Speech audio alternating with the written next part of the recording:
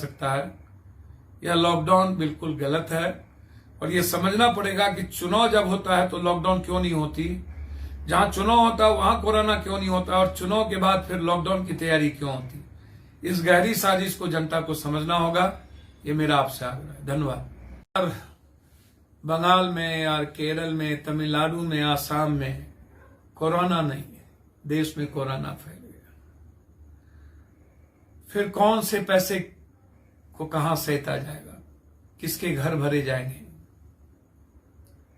क्या होगा, ये कहां से गहरी साजिश रची जा रही है। पहले ही देश के लोगों की कमर टूट चुकी है, खत्म हो चुका है। लॉकडाउन नीतीश बाबू, सुशासन बाबू, स्कूल भी बंद हो गए, ट्रांसपोर्ट भी बंद हो गई। नीतीश जी आश्चर्य है, मुझे समझ में नहीं आता कि जब चुनाव आता है नीतीश जी तब आपको कोरोना नहीं होता, तब आप लॉकडाउन नहीं करते, लेकिन जब आम आदमी की जिंदगी के सपने और उम्मीद जीने की तैयारी करता है तो आप और मोदी साहब देश की इकोनॉमी को समाप्त करने की तैयारी कर लेते हैं। अब किनके पैसे को बचाना है, किनके पैसे को बर्बाद करना है, ये तो जिम्मेदारी सरकार की बनती है। फिर कौन से सेल टैक्स और इनकम टैक्स के पैसे को कहां खपत करनी है, किस पैसे को दलों के खाते में डालने हैं और किस पैसे से किसके अमीर बनाने हैं, यह तैयारी पूरे जोरों से चल रही है।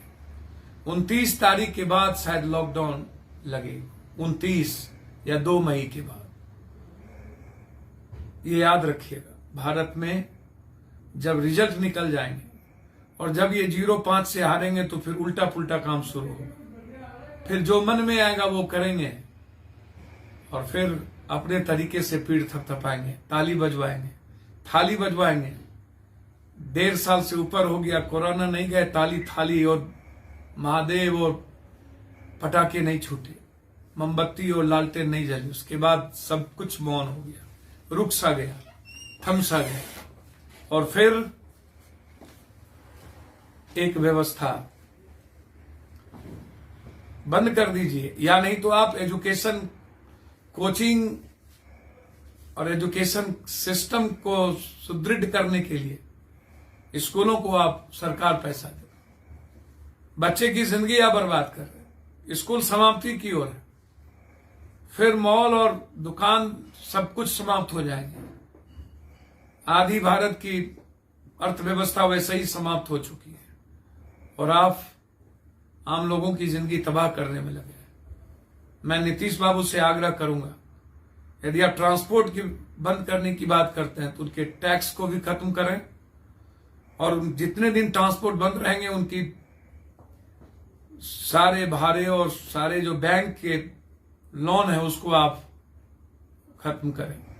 सिर्फ एक तरफा कार्रवाई ये सही नहीं है। स्कूल में बच्चों की फीस न लगे और स्कूल की बिजली और स्कूल के जो लगातार इकोनॉमिक हरास हो रही है उसके पैसे सरकार भरे, सिर्फ अपनी पीठ थपथपाने के लिए। और हम पीछे नहीं तो हम पीछे नहीं, 1 नंबर पर हम रहें, इसके लिए आम जनता को मारा नहीं जा सकता है। यह लॉकडाउन बिल्कुल गलत है और यह समझना पड़ेगा कि चुनाव जब होता है तो लॉकडाउन क्यों नहीं होती, जहां चुनाव होता है वहां कोरोना क्यों नहीं होता और चुनाव के बाद फिर लॉकडाउन की तैयारी क्यों होती। इस गहरी साजिश को जनता को समझना होगा। ये मेरा आपसे आग्रह है। धन्यवाद।